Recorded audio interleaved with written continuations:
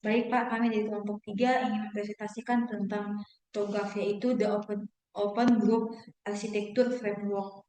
Lanjut.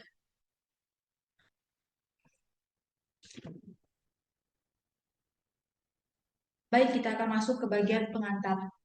TOGAF adalah kerangka kerja framework yang digunakan untuk merancang, mengelola, dan mengembangkan enterprise arsitektur dalam suatu organisasi. TOGAF dikembangkan oleh The Open Group dan menjadi salah satu standar paling populer dalam bidang arsitektur enterprise. TOGAF adalah kerangka kerja arsitektur enterprise yang paling populer di dunia karena sifatnya yang open atau terbuka dan vendor natural atau bisa dipakai untuk teknologi apa saja. TOGAF bukan sekedar kumpulan diagram, melainkan alat untuk mencapai bisnis IT. Argumen. Masalah utama yang diangkat adalah banyak organisasi memiliki sistem TI yang berantakan, yaitu silosasi. Dan TOGAF hadir sebagai solusi untuk menyatukan bahasa antar organisasi, bisnis, dan orang IT. TOGAF digunakan bukan hanya untuk gaya-gaya teknologi, tetapi sebagai solusi atas masalah kerumitan sistem atau complexity di perusahaan. Menekankan bahwa TOGAF membantu menciptakan cetak biru atau blueprint yang menyatu visi bisnis dengan infrastruktur TI. Lanjut. Tujuan utama TOGAF adalah yang pertama itu yaitu menyelaraskan bisnis dengan teknologi informasi atau IT. Yang kedua yaitu membantu teknologi dalam perencanaan sistem jangka panjang. Yang ketiga adalah mengurangi risiko kegagalan proyek IT. Selanjutnya akan dijelaskan oleh teman saya. Baik, saya akan melanjutkan. Next, poin penting dalam TOGAF.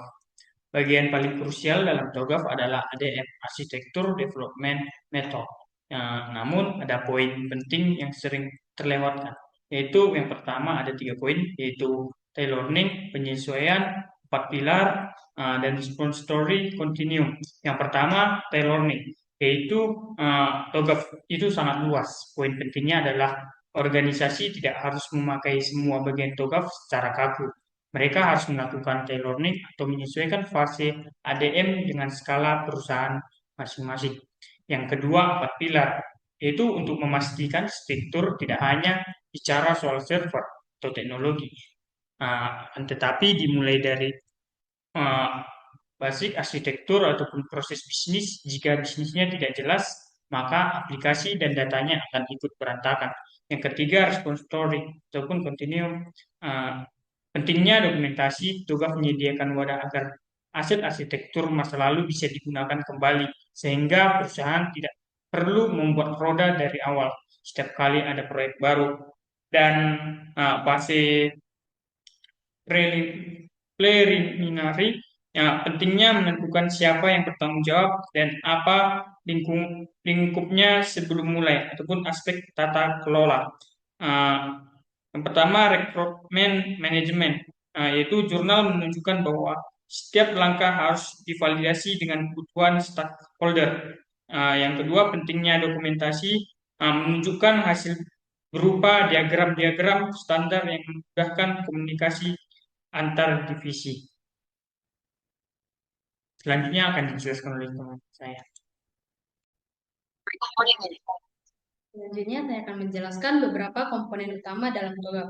Yang pertama itu arsitektur development method atau ADM. Intinya ini merupakan inti dari TOGAF, berisi langkah-langkah pengembangan arsitektur secara sistematis, bersifat iteratif atau berulang.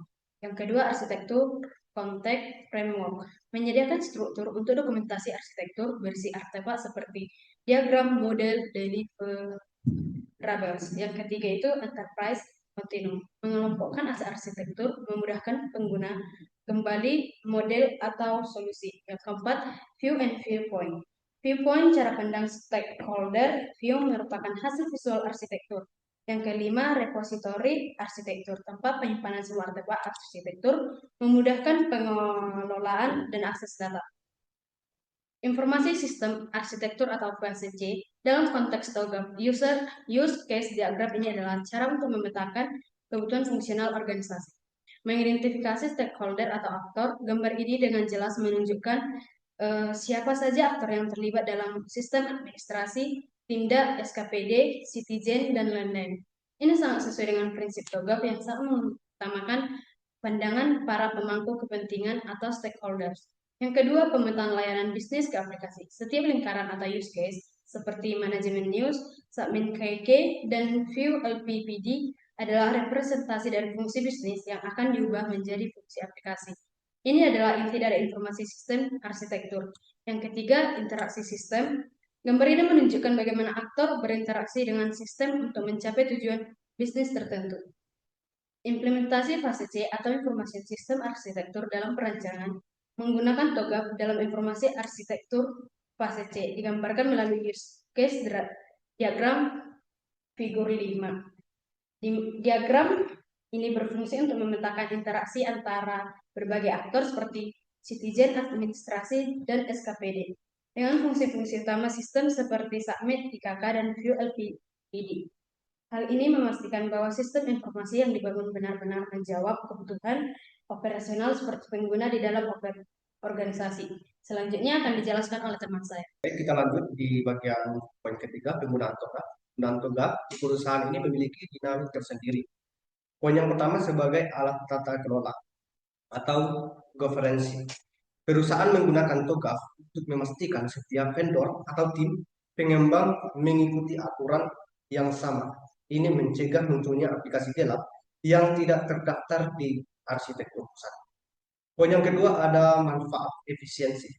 Dengan memetakan aplikasi arsitektur, perusahaan bisa melihat aplikasi mana yang fungsinya sama atau redundant dan menghapusnya untuk menghemat biaya lisensi.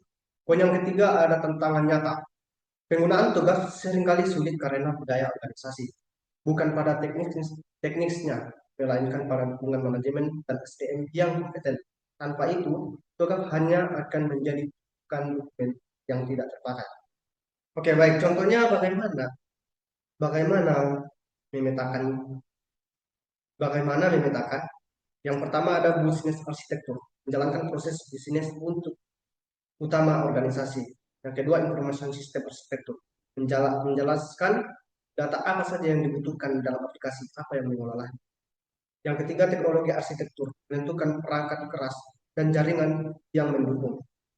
Analisis, menggunakan tugas untuk menemukan celah antara sistem yang ada sekarang dengan sistem masa depan yang diinginkan. Rekomendasi strategi, hasil akhir dari penggunaan TOGAF ini adalah dokumen rencana induk yang memberikan panduan langkah demi langkah bagi organisasi untuk melakukan pengembangan sistem di masa depan. Selanjutnya akan dijelaskan oleh saya. TOGAF digunakan dalam berbagai organisasi seperti satu, perencanaan arsitektur IT di mana menyusun struktur sistem informasi dan mengintegrasikan berbagai aplikasi. Yang kedua yaitu penyelarasan bisnis dan IT di mana menjamin teknologi mendukung tujuan bisnis dan menghindari sistem yang tidak relevan. Yang ketiga yaitu mengambil keputusan di mana memberikan dasar analisis sebelum implementasi sistem dan mengurangi risiko kesalahan investasi IT. Yang keempat yaitu implementasi proyek, di mana digunakan sebagai panduan dalam pengembangan sistem dan membantu manajemen proyek IT. Yang kelima yaitu transformasi digital, di mana membantu organisasi beradaptasi dengan perubahan teknologi dan mendukung inovasi dan efisiensi operasional.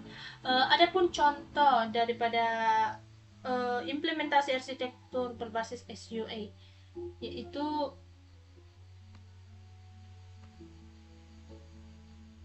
ini dia contoh arsitektur berbasis SUA, di mana menunjukkan rancangan teknologi arsitektur pada sebuah sistem pemerintahan. Nah, gambar tersebut menunjukkan bahwa TOGAF membantu memetakan hubungan antara akses pengguna, web atau mobile, hingga ke penyimpanan data atau operasional sistem secara struktur melalui lapisan-lapisan layanan atau service layer. Hal ini membuktikan bahwa TOGAF membantu organisasi memiliki pandangan sistem yang menyeluruh atau holistik.